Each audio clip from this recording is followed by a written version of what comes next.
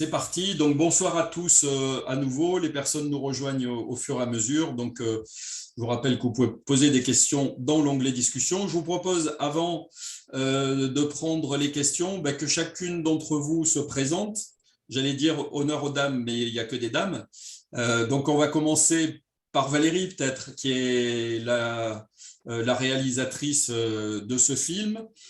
Tu peux peut-être parler, Valérie, des deux films précédents, peut-être que tout le monde n'aura pas vu. Et puis ensuite, la question, en te présentant, qu'est-ce qui t'a donné envie de faire ce film et quelles sont les suites de ce film? Merci Rémi. Bonjour à tous. Alors, ce film, c'est le troisième d'une série. Le premier, dont on voit l'affiche, qui est là d'ailleurs. Et si la mort n'existait pas, c'était vraiment l'idée, c'était de faire un 360 degrés sur où en est la science sur la vie après la mort. Il est en gratuit sur YouTube, donc vous pouvez le voir sans problème. Il dure 50 minutes, donc c'est « Et si la mort n'existait pas ». Et ce film est venu suite au décès de mon père en 2014. Quand il est décédé, j'ai eu énormément de signes de sa part, et ce qui fait que ça m'a interpellée. J'ai commencé une enquête parce que je n'étais pas forcément ouverte à ces sujets. Je ne pensais pas qu'il y avait quelque chose d'autre qui existait. Et j'ai fait un premier livre qui est un témoignage enquête, et j'ai poursuivi avec ce film pour donner la parole aux scientifiques qui ne sont pas forcément écoutés. Mais aujourd'hui, c'est vrai qu'il y a tout un courant de scientifiques qui sont convaincus qu'il y a une vie, que la vie continue après la mort. Voilà, qu'on a une conscience en nous, énergétique, qui continue à vivre après la mort.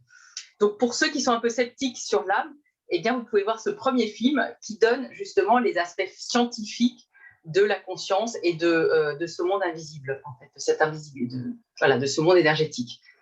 Et puis, j'ai fait un deuxième film qui est toujours sur la mort. Et si la mort n'était qu'un passage, comment s'y préparer pour effectivement, s'il y a un passage, que sait-on aujourd'hui sur ce passage, que nous enseignent les expériences de mort imminente et les médiums et la médiumnité et des différentes expériences en fait aux frontières de la mort sur ce passage. Voilà. Et puis j'ai voulu poursuivre avec l'âme parce que pour moi c'est important il me semble important dans cette vie, si on veut réussir finalement ce passage, c'est de se préoccuper de son âme dans cette vie. Voilà. Et d'essayer de savoir pourquoi est-ce qu'elle est venue sur Terre, cette âme. Et dans ce film, je n'ai traité l'âme que dans cette vie. Il y aura un futur film sur l'âme 2, sur l'au-delà et l'invisible, où là, on ira effectivement sur les hypothèses sur l'au-delà. Voilà. Ok, donc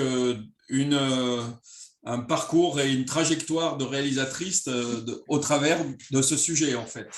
Parce que oui, ça va faire 3, 4, 5 films. Il y en aura peut-être d'autres après encore. Peut-être. Au départ, je n'étais pas réalisatrice. Donc, c'est vraiment ce sujet qui m'a interpellée, qui m'a intéressée. D'accord. Ok, merci beaucoup Valérie. Sophie, peut-être après, si tu peux te présenter. Vous êtes trois à être effectivement interviewés et intervenus dans le film. Donc, quelle est ta pratique et ton expérience de ton côté? Bonsoir à tous, à toutes. Alors oui, je suis Sophie Peters, je suis psychanalyste humaniste, voilà, parce que je mêle plusieurs approches au cours de plus d'une dizaine de formations et 3 grandes tranches d'analyse, et travaille sur moi depuis assez jeune. Et j'avais un autre métier avant, j'étais journaliste, mais abordant aussi les questions de développement et de développement personnel. J'étais longtemps à la radio, sur Europe 1, l'écoute des auditeurs la nuit. J'ai écrit un ouvrage qui s'appelle « Du plaisir d'être soi », qui est édité chez J'ai lu Flammarion. Je suis sur le second ouvrage actuellement, et puis j'ai une clinique aujourd'hui, voilà, en cabinet, et je réponds au courrier des lecteurs de version féminin tous les week-ends. Et puis j'ai une chronique bibliothérapie dans le magazine Lire, où je chronique des livres de psy. D'accord. Et la psychanalyse, enfin on y reviendra peut-être après, la psychanalyse intègre cette notion de l'âme, ou c'est propre à toi, ou Ah non, non, c'est pas propre à moi, c'est propre à Carl Gustav Jung, la psychanalyse. Ça a bien été d'ailleurs la scission qu'il y a eu avec Freud, hein, c'était le disciple de Freud et il a vraiment tué le père en quittant Freud. Et Jung, à ce moment-là, a vraiment traversé ses profondeurs, ses ombres, une dépression très sévère. On lui doit le livre rouge, hein, qui est un magnifique livre où il a vraiment traversé l'intériorité de son être. Il était également très féru alors d'astrologie, de tarot, on va dire de sciences ésotériques, mais aussi qui sont le langage de l'âme, hein, un langage codé, un langage mystérieux, un langage poétique, un langage symbolique.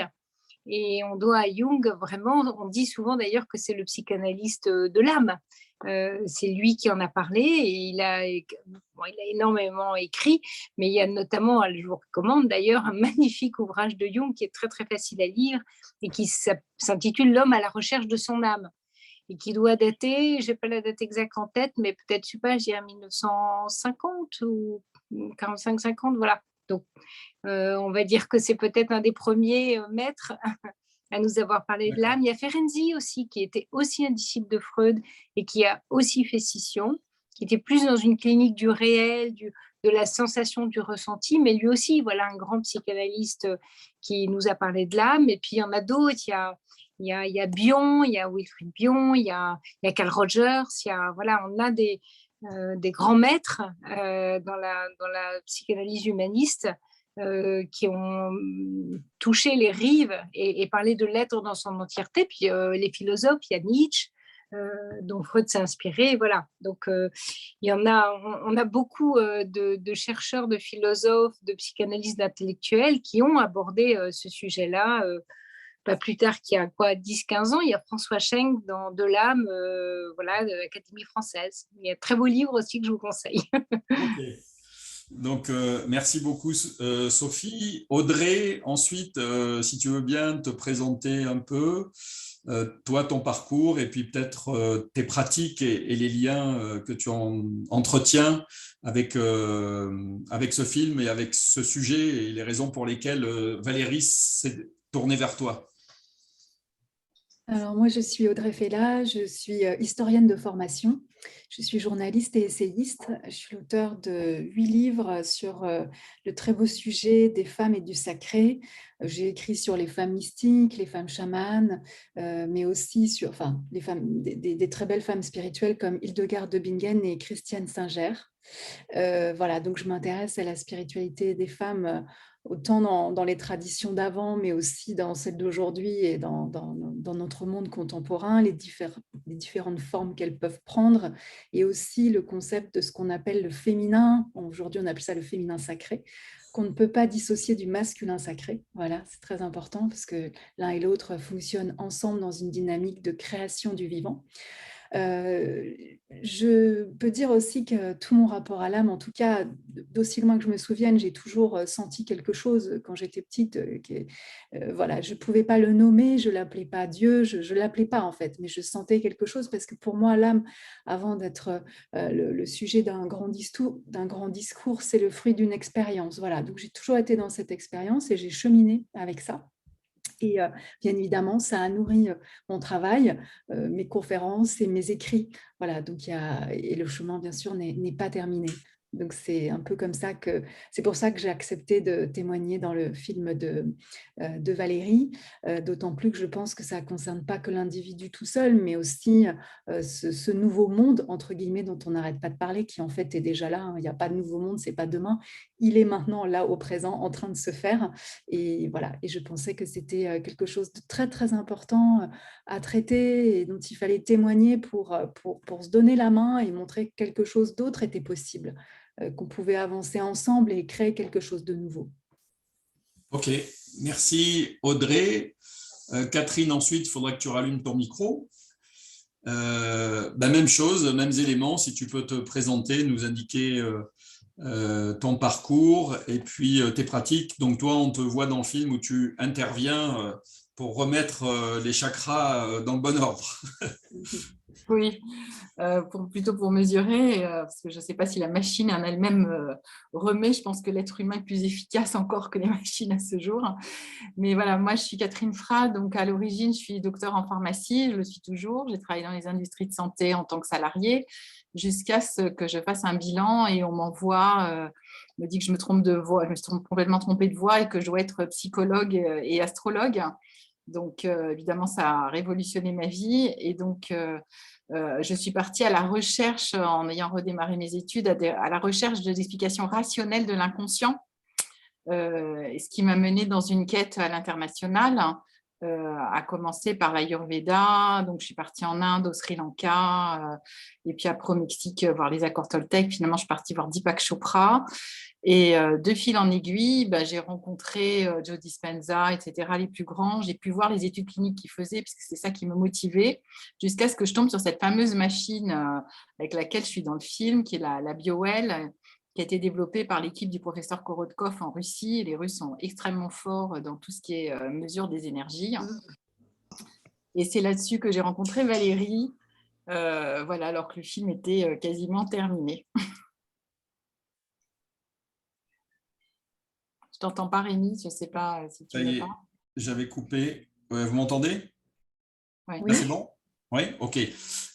Donc, Moi, en fait, la machine, ce qu'elle me permet de faire, c'est elle permet de, pour des gens sceptiques ou qui ne sentiraient rien dans leur corps quand on les accompagne dans une séance, de se rendre compte qu'entre le début et la fin d'une séance ou entre le début et la fin d'un accompagnement, il y a clairement une différence, tant en termes de mesure énergétique en joules que de diamètre des chakras, que de positionnement des chakras.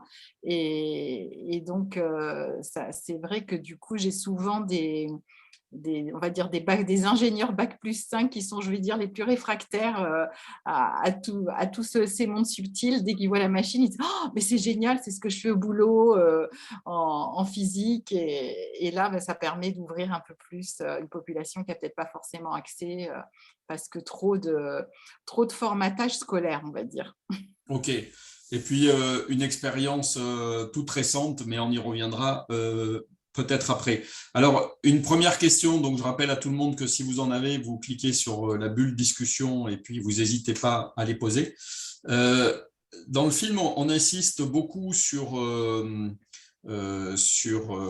l'entremise ou sur le passage obligé qu'est le corps physique. Et peut-être une question pour Sophie. La psychanalyse est un peu loin de la prise en compte du corps physique, à moins que je me trompe, encore une fois. Mais disons que l'approche, c'est plutôt d'aller investir les sphères mentales, les souvenirs et les émotions. Oui, alors vous avez dit le mot qui fait la cheville entre les deux, c'est les émotions, puisque les émotions, elles sont dans le corps, elles sont dans une sensation. C'est mauvais, hein, c'est mettre en mouvement l'émotion. Et donc, elles sont essentielles dans leur décodage, dans l'analyse. Et dans la psychanalyse, ce qui est intéressant, c'est tout le langage de l'inconscient. Et finalement, si on s'en réfère au trajet vers l'âme, l'âme, si vous voulez, elle n'est pas dans le mode de la pensée, et la psychanalyse n'est pas dans le mode de la pensée. C'est se penser, mais ce n'est pas la pensée, c'est-à-dire ce n'est pas le mental. Hein, la pensée, c'est un mécanisme de défense en psychanalyse. Et donc l'âme, elle ressent, l'âme, elle sent et ressent, et donc elle est dans une intuition d'une singularité, d'un langage à l'intérieur de soi qui ne parle qu'à soi. Et c'est bien ça qu'on va aller mettre à jour avec l'analyse, c'est-à-dire que c'est rendre une part de l'inconscient ou du refoulé conscient. Et dans cette conscience qu'on a de soi, c'est un éveil de conscience. Et le langage de l'âme ou les rivages de l'âme, c'est le soi, c'est ce que dirait Jung. Jung appelle ça le soi, et il dit le soi, c'est quoi? C'est une île entourée en fait de mer et de rivages, et que c'est tout un travail en fait dans l'analyse d'arriver vers le soi. Et le soi, c'est quand notre âme elle vibre en fait, quand on la rencontre, quand on est sur sa trajectoire. Et le soi jungien, c'est un concept voilà très particulier. Donc Et merci pour cette question, elle est importante parce qu'effectivement, l'idée qu'on soit de la psychanalyse, d'abord, c'est Freud souvent, alors que c'est bien plus vaste. Et puis, en fait, cet éveil, cet éveil que donne le travail sur soi, c'est-à-dire la façon dont on se rencontre, ben, c'est la façon dont on rencontre son âme. Donc, en fait, on est très, très proche, peut-être plus proche, par exemple, que les TCC, sans rien opposer, évidemment. Je dis plus proche dans le sens où les thérapies cognitivo-comportementales sont plus méthodologiques et comportementalistes. Et là, on pourrait dire que peut-être qu'elles font appel au mental et qu'elles sont peut-être moins connectées à l'âme. Voilà pourquoi la psychanalyse fait bon ménage avec l'âme. Ok, une question pour Audrey que je me suis posée. Quel est, Audrey, le fil conducteur de la spiritualité chez les femmes? C'est-à-dire que moi, j'imaginais pas qu'on puisse scinder les deux ou que la spiritualité soit différente chez les hommes et chez les femmes, mais est-ce qu'il y a des particularités, des récurrences, des choses qui sont plus spécifiques aux femmes? Alors, peut-être que le fil conducteur à tous, c'est l'âme. Le fait qu'on a une âme, qu'on a cette dimension intérieure, cette dimension spirituelle, immatérielle. Donc, bien évidemment, il est évident que dans le fond, il n'y a pas de différence entre la spiritualité féminine et masculine. Je parle bien de ce qui se passe, les états intérieurs. En revanche, on peut parler à l'extérieur d'expression féminine ou masculine de la spiritualité. Alors, je vais en donner des très, très simples. On peut trouver, par exemple, dans le chamanisme d'Amérique du Nord, par exemple, des femmes qui se réunissent dans des tipis qui vont parler, célébrer la jeune fille, par exemple, qui vient d'avoir ses règles et qui rentre dans son statut de femme, dans le statut où son utérus va pouvoir créer quelque chose. Et là, en général, ce sont des groupes qui sont réservés aux femmes. Voilà, avec des déités particulières, et on célèbre, on a des rituels spécifiques autour de la cuisine, autour de tout ce qu'on peut créer, tous les sens sont utilisés. Voilà, on est dans une expression typiquement féminine dans laquelle les hommes ne sont pas invités, pas du tout rejetés, mais c'est quelque chose qui s'offre aux femmes. Bien évidemment que dans ces cultures, il y a aussi des rituels pour tous. On n'est pas non plus, rien n'est tout à fait exclusif et c'est pas totalement séparé. On est une communauté, on vit ensemble. Et je dirais que ça fait un bon exemple. Ensuite, on peut regarder tout ce qui a trait à la vie monastique dans la tradition chrétienne, par exemple. Là aussi, on va retrouver un tronc commun. Et pourtant, pour avoir bien travaillé sur Hildegard de Bingen et avoir, fait des recherches sur les formations des femmes dans les monastères et des formations des hommes dans les monastères, c'était très différent. Les pratiques étaient différentes. Les hommes, par exemple, ne faisaient pas de tissage on n'était pas du tout dans ces pratiques-là. Voilà. Donc, il peut y avoir dans les pratiques extérieures des nuances, des différences et des versions plus ou moins sexuées. Voilà.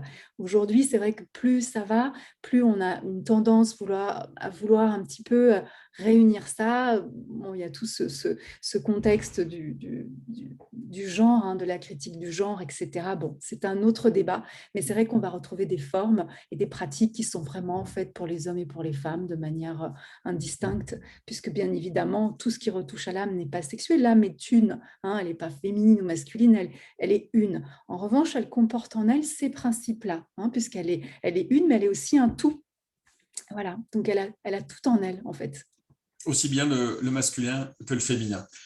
Ok, donc il y a des questions qui commencent à arriver. Donc Hélène qui demande: l'âme n'est pas localisée dans notre corps car elle est immatérielle, mais où peut-on la situer? Alors, je ne sais pas qui veut s'y coller, c'est un peu le sujet du film, et je ne sais pas si on aura la réponse. Mais est-ce que Valérie, par exemple, sur cette question, avec les explorations que tu as faites et les interviews que tu as faites, est-ce que depuis le film, tu as des éléments de réponse complémentaires sur où se situe l'âme? Il faut que tu ouvres ton micro. Ce que j'ai compris et ce qui me semble, par rapport aussi à ma propre expérience, c'est que c'est nos corps énergétiques. D'ailleurs, Catherine Henry-Plessier, qui est médecin, dit que c'est nos corps énergétiques et que les plus importants, c'est effectivement ce qui circule dans ces 7 chakras. Et que tant que le chakra du cœur, parce qu'il y avait la question d'après, pourquoi ce lien fort avec le cœur, oui. Donc tant que ce chakra n'est pas ouvert, finalement ça bloque un peu l'énergie de l'âme en bas, c'est-à-dire dans les chakras du bas. Donc, dans tout ce qui est émotion, instinct. C'est pour ça qu'on peut avoir des dépendances alimentaires, sexuelles, ou drogue, ou on a tous eu des sortes d'addiction d'ailleurs, que ça peut être des dépendances affectives également. Et quand on ouvre ce chakra du cœur, c'est là qu'on découvre en fait finalement l'amour, la compassion aussi pour soi. Et donc, on est nourri d'amour en soi. Et tant qu'on n'a pas ouvert ce chakra du cœur, eh bien, on est il y a trop d'énergie qui bouillonne en fait en bas. D'accord. Et ça, donc voilà, moi, j'interprète les choses comme ça. L'âme, ce serait de l'énergie et qu'il faudrait finalement, en ouvrant ce chakra du cœur, amener à circuler et à fluidifier. Alors, ça appelle une question après. Ben voilà, Catherine, le chakra du cœur. Alors, on fait comment pour ouvrir le chakra du cœur? Le robinet, il est où en fait? En fait, le robinet, il est tout le temps ouvert. C'est plutôt nous qui le fermons. Et donc, moi, ce que j'aime beaucoup quand même dans la langue française, c'est que la langue française transpire de spiritualité, alors que le citoyen l'évite, on va dire. Un citoyen standard qui ne s'est pas ouvert à ça l'évite. Je vous donne un exemple. Il en tient une couche.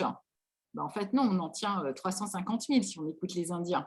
Les couches, c'est justement tout ce qui nous obstrue, qu'on récupère à l'incarnation et qui fait qu'il y a un décalage entre… Alors moi, l'âme, je la sens vraiment à l'intérieur de nous, dans cette connexion entre le ciel et la terre. Donc, c'est ce flux d'énergie qui nous traverse et qu'on restitue par ces roues d'énergie qui sont les chakras, dont le chakra du cœur est le plus important parce qu'il réunit le ciel, les énergies du ciel et de la terre.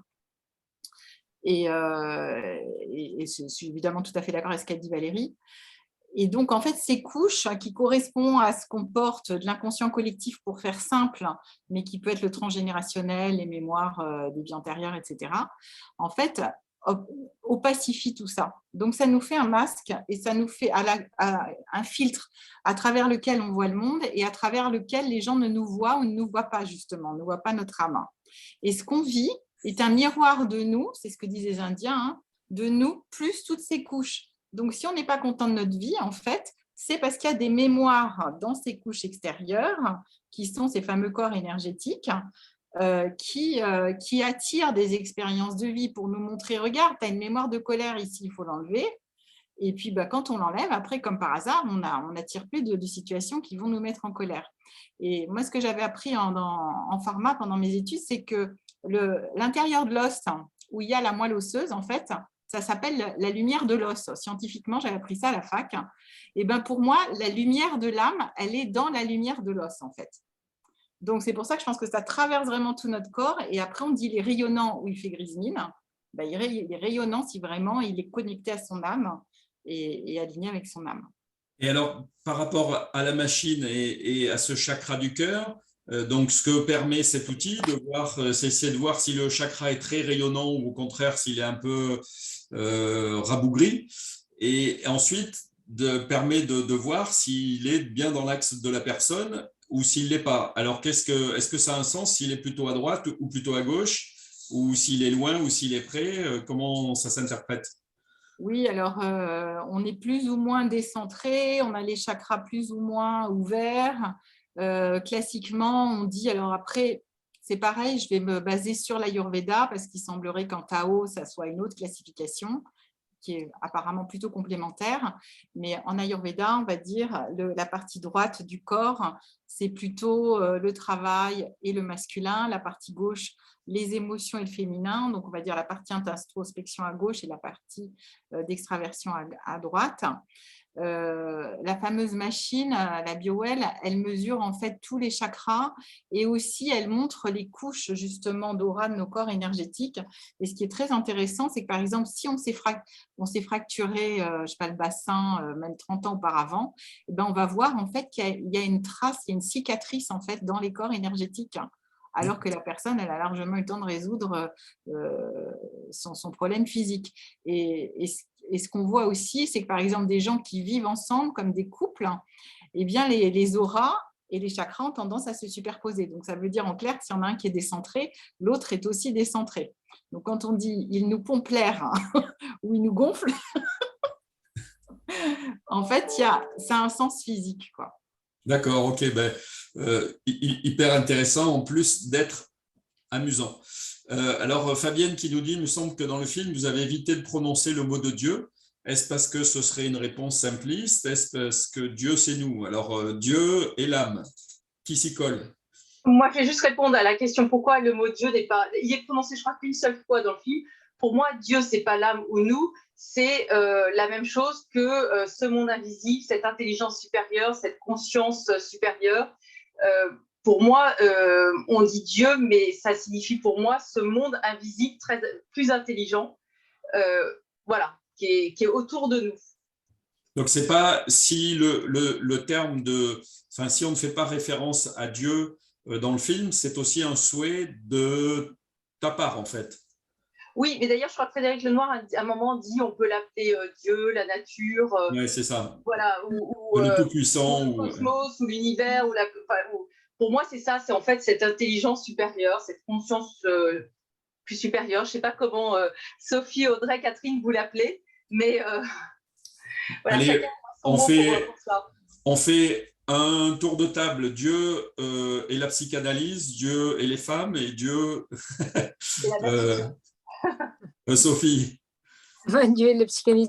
Dieu c'est une croyance. Enfin, si on parle de Dieu dans la religion, hein, c'est-à-dire si on parle de nos cultures, maintenant on peut parler des prophètes, on peut parler, mais Dieu, si vous voulez, il y a quelque chose d'extrêmement culturel autour du mot Dieu. Mais je rejoins ce qu'a dit Frédéric Lenoir, c'est-à-dire que, et ce qu'a dit Valérie, il y a quelque chose qu'on a besoin de nommer, parce que l'être humain a besoin de nommer. Nous sommes des êtres de sens, et que de lui donner un nom, alors que ce soit le nom de Dieu, le nom d'univers, chacun. Et aujourd'hui, en fait, finalement, aujourd'hui, c'est ça, c'est qu'on arrive dans une société où on peut le nommer comme on le veut, ce qui est une immense liberté, parce qu'avant, on ne le pouvait pas. Mais regardez comment l'âme a navigué à l'époque où on parlait énormément de religion au Moyen-Âge. Alors, je vais laisser Audrey répondre, parce que je pense qu'elle est beaucoup plus calée que moi sur l'histoire. Mais c'est intéressant peut-être de regarder cette question-là plutôt sous un prisme historique, qu'un prisme simplement de définition, parce que la personne n'a vraiment raison. Oui, bien sûr. Ok, merci Sophie. Alors Audrey, l'historicité ou l'histoire de Dieu et de la spiritualité au cours des siècles?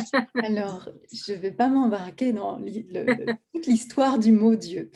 Dieu, bien sûr, c'est le nom qui est donné pour parler du tout dans la tradition chrétienne. Alors, ce n'est pas une vision de femme, hein, c'est valable pour les hommes et pour les femmes. Hildegard de Bingen dit que Dieu, c'est tout, c'est absolument tout, et que la création provient de lui. Donc, en cela, ça rejoint beaucoup ce que disait Valérie, c'est-à-dire qu'en fait, Dieu, c'est le mot qui est apposé sur cette énergie qui est à la fois intelligence et qui peut, comme ça, projeter toute la création. Voilà. Donc, Dieu, c'est le tout, mais c'est aussi le vide, hein, c'est tous ces aspects-là. Donc, c'est simple, c'est le mot pour dire tout. Maintenant, il ne faut pas oublier que c'est juste un mot qui est une représentation, comment dire, langagière, pour finalement parler depuis tout à l'heure ce dont on parle, c'est-à-dire ce qui nous traverse. Donc, la problématique de ce mot, c'est que si Dieu est tout, alors pourquoi ce n'est pas un mot qui réunirait Dieu, déesse? Voilà, pour revenir avec le petit côté féminin-masculin. Et bien évidemment que c'est gênant parce qu'on dit Dieu, c'est masculin. Et aujourd'hui, c'est gênant, toujours dans l'évolution des consciences qui veut que, voilà, si Dieu c'est tout, alors il faudrait qu'il y ait un mot qui ne soit pas genré, on va dire. Hein. Donc, voilà. Mais bon, moi, je n'ai pas peur de ce mot parce que je sais je ressens ce qu'il recouvre intérieurement et il ne me gêne pas. Mais c'est vrai que c'est important que tout le monde puisse s'accaparer cette expérience avec son propre langage. Ça me paraît très, très important. Ok, bien merci. Donc, je continue dans le déroulé des questions. Donc, Corinne qui nous dit bravo pour la qualité des interventions dans le film. Et selon les intervenants, il y a plusieurs méthodes pour aller à la rencontre de son âme. Comment choisir parmi les différentes propositions? Choisir celle qui vous parle. Oui. Oui, vas-y. Vas-y, Sophie, c'est ça. Vas-y. Non, ce qui me vient tout de suite, c'est, là, j'ai envie de dire à cette personne qui a posé la question qu'est-ce qu'elle ressent comme juste pour elle. C'est-à-dire qu'il n'y a pas une méthode c'est le danger de notre époque, si vous voulez. Et merci pour cette question, parce que c'est comme s'il y avait une méthode qui serait meilleure qu'une autre. En fait, on est tous en train de pratiquer l'alchimie. Jung tenait énormément d'ailleurs à cette notion d'alchimie. Dans son principe d'individuation, qu'il était allé chipper ça à Aristote, il disait en fait qu'on vient sur Terre pour se réaliser, pour contacter qui nous sommes. C'est un principe d'Antéléchie, c'est pas un déterminisme, c'est que notre âme en fait nous pousse à la réalisation. Donc après, le chemin qu'on va prendre, la méthode qu'on va prendre, aujourd'hui, on en a beaucoup nous sont proposés. Après, par rapport à notre singularité, il y en a avec lesquels on va se sentir mieux que d'autres. Et donc là, ce qui va compter pour cette personne qui pose la question, c'est vraiment de se faire confiance. Ça va être un véritable exercice de se faire confiance, c'est-à-dire de se confier à soi-même, le fait de se dire, bah là, c'est ce que je sens. On a parlé tout à l'heure de ressenti, là où elle sent que le vent la porte, et là où ça lui parle, puisque nous sommes encore des êtres de langage et de compréhension, et ce qui ne lui parle pas. Donc vraiment, voilà, il n'y a pas une méthode qui prévaut sur toutes les autres. Et puis la méthode où elle se sent bien et celle effectivement qui lui parle et qui l'attire, parce que peut-être qu'entre la respiration, le yoga, etc., il y en a une qui doit plaire plus que l'autre. Oui, parce que ce que disait Jung, c'est que devenir un individu, Jung disait que c'est un processus qui se fait naturellement, en fait, pour tous les êtres humains, en fait, au contact de notre environnement, quand on est enfant et quand on grandit. Mais parfois, il se trouve que notre trajet, il est très encombré, parce que l'histoire est très lourde, parce qu'on a une grande obéissance à notre éducation, voilà. Et tout à l'heure, on parlait des couches, voilà, à enlever, et que s'individuer, si on en suit toujours ces travaux, c'est incarner cette différence en allant de l'inconscient au conscient et opérer cette transformation, cette métamorphose pour être davantage nous-mêmes, pour aller vers le soi, justement, à la rencontre de notre âme, pour rencontrer notre âme. Et cette rencontre de notre âme, c'est-à-dire arriver dans ce conscient-là, ce que vous disiez, on a parlé de yoga, on a parlé de méditation, on a beaucoup de chemin aujourd'hui pour y arriver, c'est-à-dire pour se rencontrer soi-même dans son centre. Tout à l'heure, la question où se trouve l'âme, elle se trouve au centre de nous-mêmes. C'est la présence à l'extérieur et c'est le centre à l'intérieur, en fait. Et c'est ce lien-là. Et là, voilà, les chemins sont nombreux.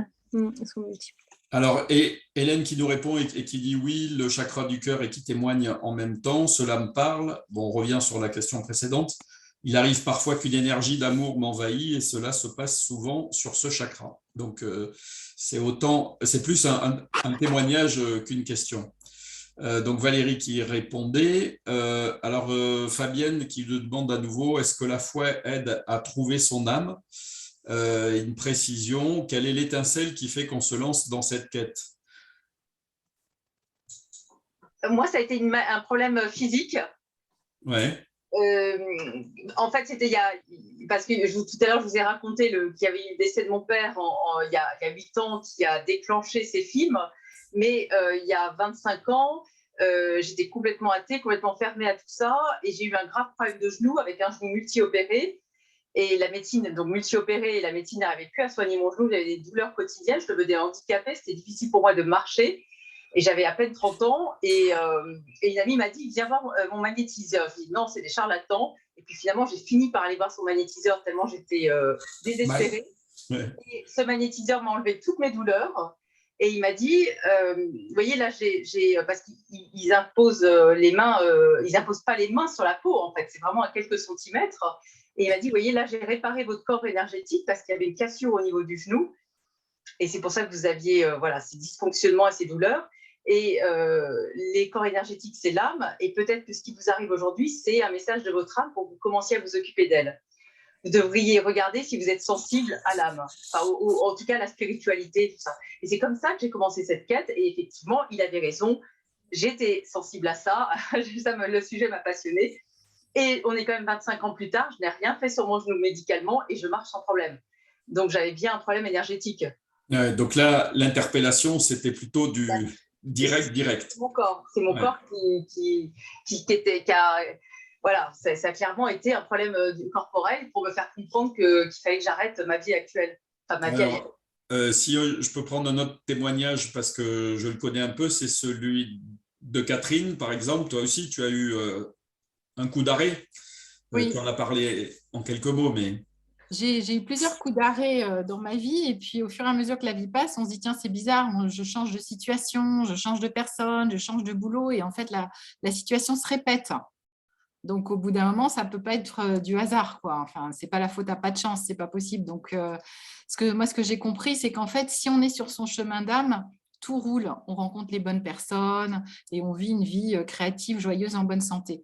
Quand on n'y est pas, en fait, il y a des indices qui sont progressifs. Alors, évidemment, au début, on n'y fait pas attention, mais les premiers, pour moi, c'est les schémas de répétition. Donc, vous quittez un employeur manipulateur, par exemple, vous en choisissez un autre et puis il est encore plus manipulateur que le précédent.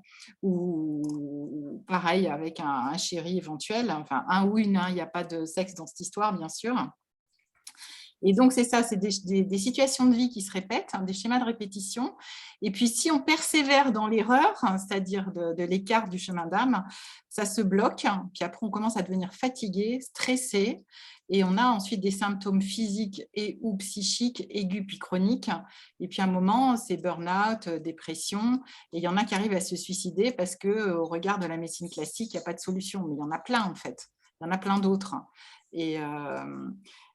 Et donc, pour moi, c'est quand on ne vit pas la vie qu'on souhaite, voilà, qui nous met en joie. Si on n'est pas joyeux, en bonne santé, c'est qu'il y a quelque chose en nous qui fait qu'on n'est pas aligné avec notre âme.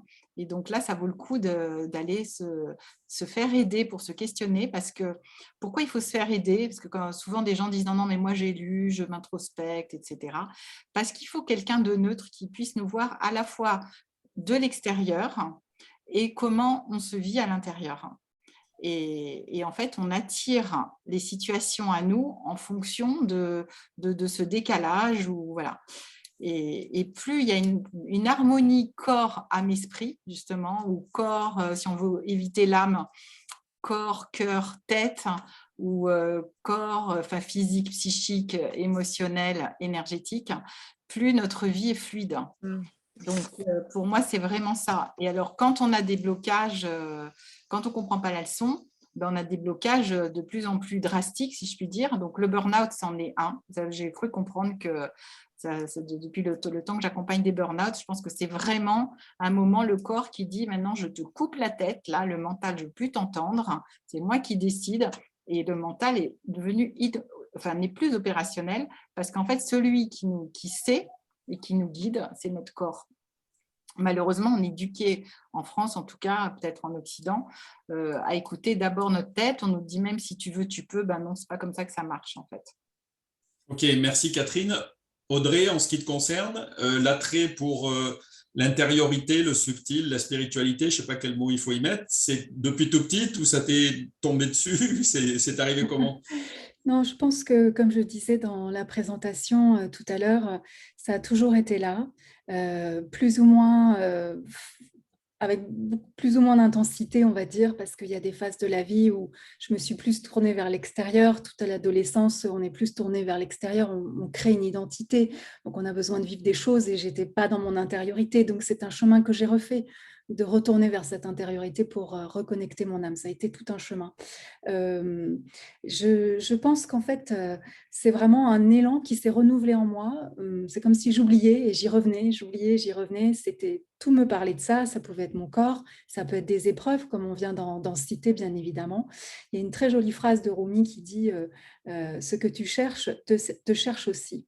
Ce que tu cherches te cherche aussi. J'aime beaucoup cette phrase parce que ce n'est pas tant notre volonté que notre âme qui vient aussi nous chercher dans la vie. Donc, il faut être attentive aussi, il faut être patiente aussi. Pour compléter ce qu'a dit Catherine, que je trouvais très intéressant, je connais une jeune femme qui s'appelle Frédérique Lemarchand, qui est peintre, qui porte une maladie depuis l'enfance, qui a plus de 40 ans aujourd'hui et qui est greffée du cœur et des poumons. Donc, elle vit avec des organes de son donneur depuis des années. Donc, elle a une maladie. Et elle n'est pas du tout, elle est reliée avec son âme. Je dis ça parce que finalement, il peut y avoir quelque chose d'assez un peu culpabilisant pour moi de dire, bon, bah, quand vous êtes connecté avec votre âme, votre chemin s'ouvre, il n'y a plus de problème. Je pense qu'en fait, dans mon cas, et dans le cas de cette jeune femme que je viens de citer, c'est pas tant d'avoir une vie parfaite, en tout cas de trouver sa place, ça c'est important, mais c'est aussi continuer à faire face à ce que la vie propose. Hein. Et il y a des expériences qui sont pas, c'est pas un échec. Hein. La mort, par exemple, n'est pas un échec, c'est une expérience de vie. Et l'idée, c'est pas tant que ça soit parfait ou d'une mort réussie, je sais pas si ça existe, mais c'est véritablement sur toutes les épreuves de la vie, d'embrasser son humanité, parce que ça fait partie de la vie et de l'humanité, avec amour. Alors moi, voilà, je voulais apporter cette petite nuance parce que personnellement, ça me ferait peur d'entendre, voilà, si tu as encore des soucis dans ta vie, c'est que tu n'as pas tout à fait réglé ton problème, enfin, ton lien avec ton âme. Je ne suis pas sûre de ça. Je pense que pour moi, c'est un chemin d'amour et d'embrasser tout ce qui est et tout ce qui vient, sans chipoter dans l'assiette, c'est-à-dire vraiment tout. Et la vie, parce que la vie n'est ni bonne ni mauvaise, en fait. Elle est la vie, elle est complète, elle est encore ce tout. Ok, mais merci Moi, beaucoup. je voudrais compléter ce que dit Audrey et je suis vraiment tout à fait d'accord. C'est vrai que cette année, j'ai eu une expérience plus qu'hors norme parce qu'en fait, j'ai failli mourir le 12 mars de cette année. Tu as fait une... J'ai fait une expérience de mort imminente, clairement. Ouais. Je suis tombée dans le coma chez moi suite à un choc allergique antibiotique pour me soigner. Et donc, à la troisième comprimée, 4 heures plus tard, enfin bref, je me suis levée, je suis tombée. Je suis tombée comme si mon corps était mort, mais je n'étais pas morte. Donc, ma tête fonctionnait complètement, mais j'étais incapable de bouger, c'est-à-dire j'avais aucun muscle volontaire qui répondait. Et j'ai mesuré la chance que j'avais de pouvoir me connecter à cette lumière. Moi, je parle de lumière, en fait, plus que d'âme. Cette lumière qui nous traverse. Parce qu'au bout d'un moment, quand j'ai vu que je ne pouvais vraiment rien faire, donc je ne sais pas si ça a duré 10 secondes ou 10 minutes, toujours est-il que j'ai fait quand même 6 heures dans le coma et donc je me suis réveillée le lendemain. La dernière pensée que j'ai eue, ça a été je m'en remets totalement au divin. Alors, ce qui est très étonnant parce que pour moi, ce n'est pas un mot que j'utilise. Faites ce qu'il y a à faire s'il y a encore quelque chose à faire. Et j'en ai discuté avec quelqu'un pour faire le lien avec les religions qui est très pratiquante, moi je ne suis pas du tout, et qui m'a dit mais quelle merveille que tu aies pu demander ça, c'était la seule chose à demander. Mais après quand mes amis m'ont dit mais tu as pensé à appeler les pompiers, tout ça, mais je ne pouvais pas bouger, je ne pouvais même pas atteindre mon téléphone, donc c'était même plus le sujet, quoi. On sent qu'on est dans une phase totalement critique. Et en fait, ce que j'ai vraiment senti, c'est cette lumière qui nous traverse, qui est à la fois dans nous et hors de nous, qui fait que je me suis retrouvée direct dans le tunnel de lumière et direct là-haut. Voilà. Et en plus, j'ai pu discuter, etc. Donc après, j'ai eu tout un tas d'infos. Donc ça, c'est pour le fun. Ceci dit, je n'ai pas du tout envie de revivre l'expérience. Et donc oui, on s'aperçoit que l'âme, bien sûr, c'est quelque chose d'extrêmement complexe et que c'est lié aussi à notre environnement, à notre, là où on en est dans notre vie et même dans nos incarnations successives. Ok, ben merci Catherine pour ce témoignage. Donc on a Monique dans les questions qui nous dit « Quand j'étais enfant, j'ai toujours dit que nous avions tous la cellule première en nous. Je me sentais différente et j'avais la mémoire de la mission. Je disais « Je suis, j'étais, je serai ». Avec tout ça, bien sûr, cela n'a pas été facile à vivre. J'ai cru longtemps que je travaillais du chapeau. Depuis, je parcours le long chemin d'être dans mon alignement le plus possible et c'est du boulot. Donc voilà, c'est plus un témoignage qu'une question. Ben, je crois qu'il y a beaucoup de personnes qui ont le sens ou la perception de ce lien et de ces connexions qui se sentent peut-être un petit peu différents, j'allais dire, des autres. Alors peut-être moins maintenant, je ne sais pas quel âge il a, ou quel âge est là. Peut-être maintenant on est plus ouvert, mais c'est vrai que ceux qui étaient connectés il y a 20 ans, 30 ans, 40 ans et dès lors, enfin, tout en étant tout petit, c'était pas forcément facile à vivre parce que le monde des adultes, lui, l'est un peu moins et donc ça renvoie à chaque fois les enfants dans leur 22, quoi. Donc merci Monique pour ce témoignage. Bon, je ne sais pas si vous avez envie de réagir par rapport à ce témoignage. Moi, je veux bien réagir parce que justement, vous dites à la fin, c'est du boulot. On me dit souvent dans les ciné-débats à la fin, oui, mais quand on regarde l'âme, c'est vrai que ça a l'air facile. C'est-à-dire tout le monde est souriant, tout le monde est lumineux. Et on me dit, mais il n'y a pas de souffrance, ils n'ont jamais souffert, ces gens.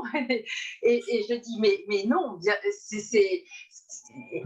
effectivement, il y en a plusieurs. Enfin, moi-même, je parle de mon problème de genou et j'ai failli être handicapée et donc je suis passée par la maladie. Et je sais qu'il y en a certains ont vécu des dépressions, des burn-out, même des envies de suicide. Donc, je ne sais pas si Sophie, Audrey, Catherine voulaient parler de ça, justement, du fait que c'est un chemin qui nécessite du boulot.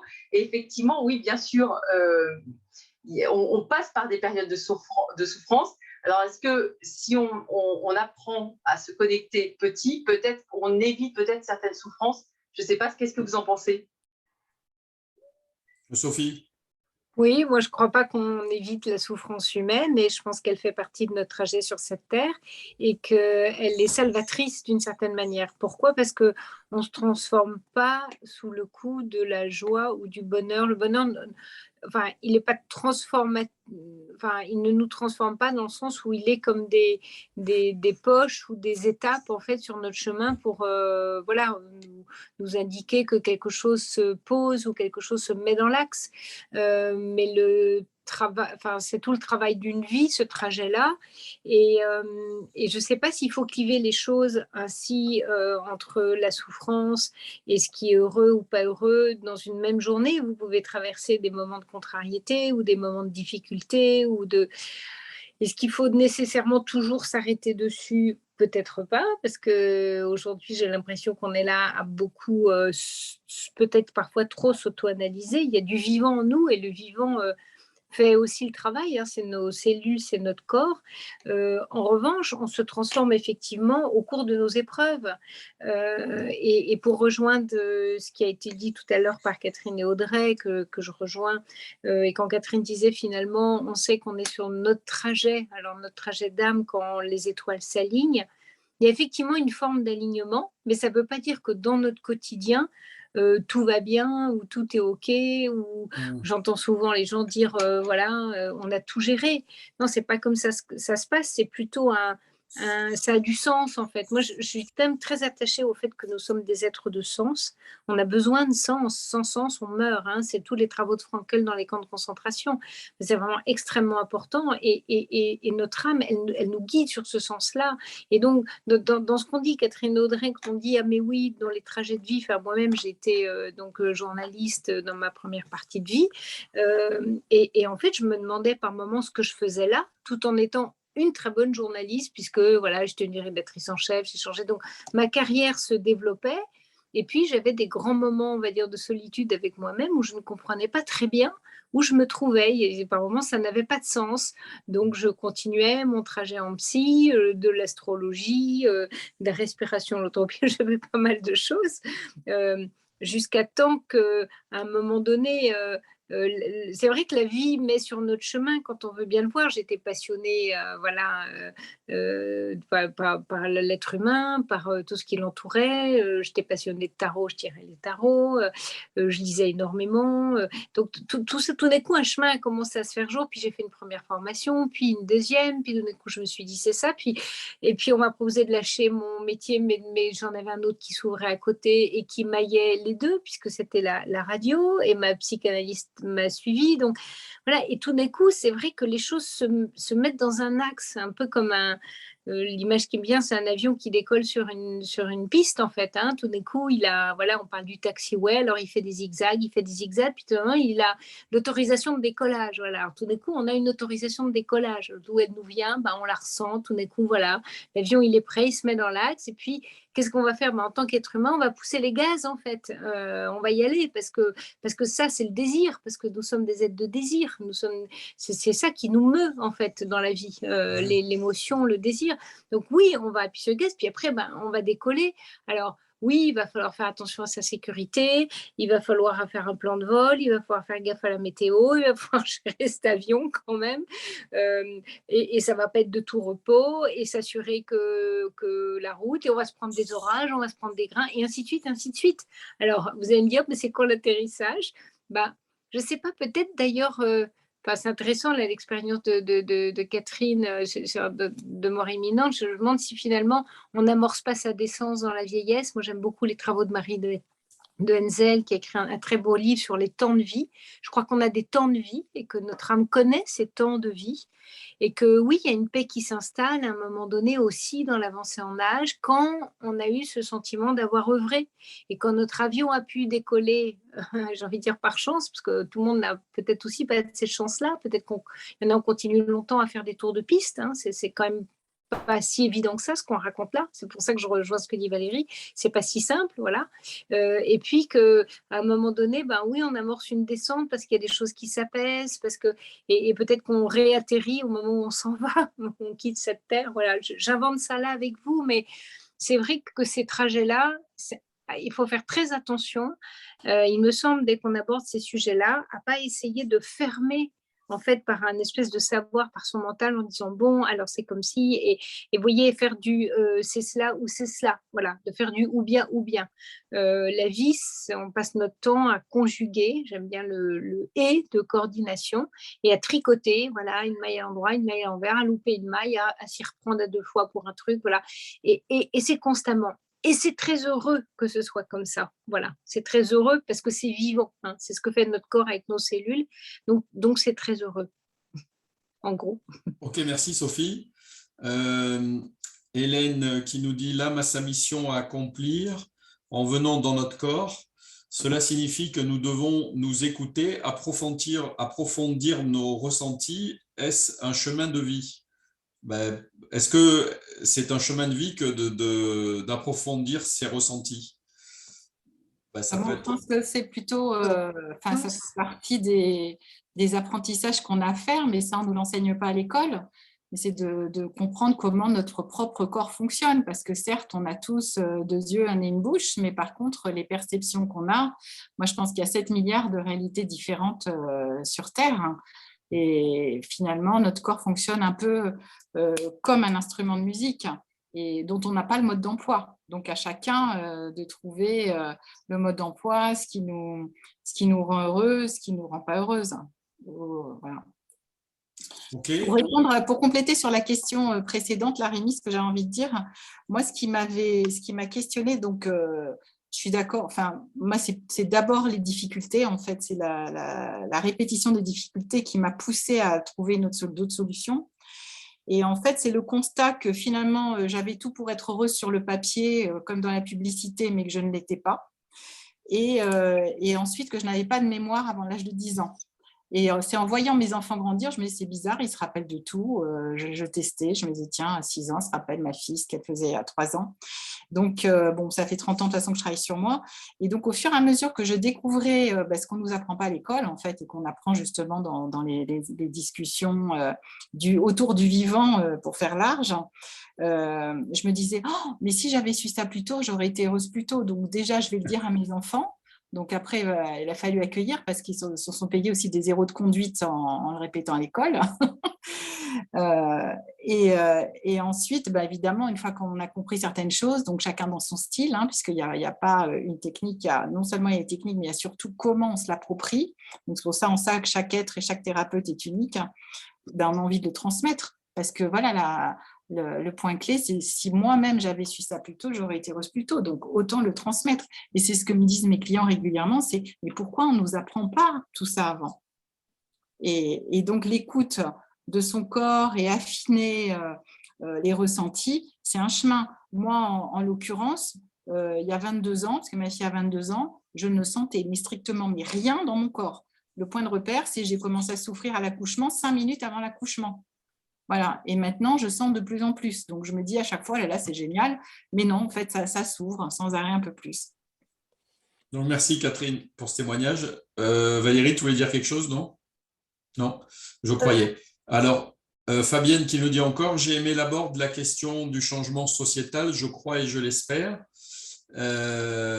Mais pour cela, comment entraîner ceux qui doutent à faire le travail sur soi ou ceux qui doutent à faire le travail sur eux? Le changement sociétal, Audrey, qu'est-ce que ça t'inspire? Je voudrais réagir à ce que je viens d'entendre.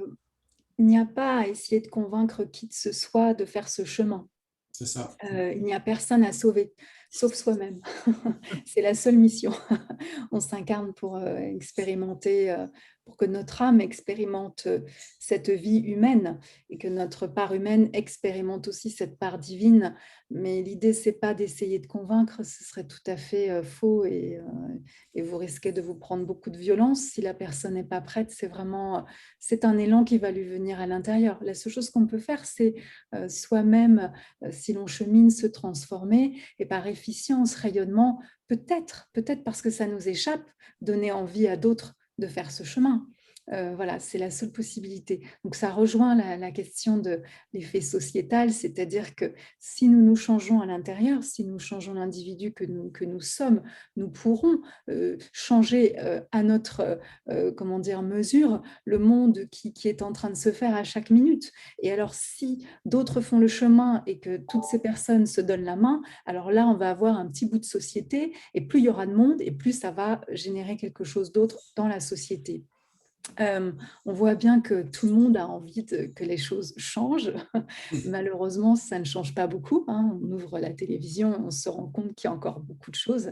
Voilà, donc ça veut dire que le travail n'est pas fini. Ce n'est absolument pas un jugement que je porte parce que depuis que je chemine, s'il y a bien une chose que je n'ai pas envie de juger, c'est le chemin des autres parce que c'est tellement difficile parfois.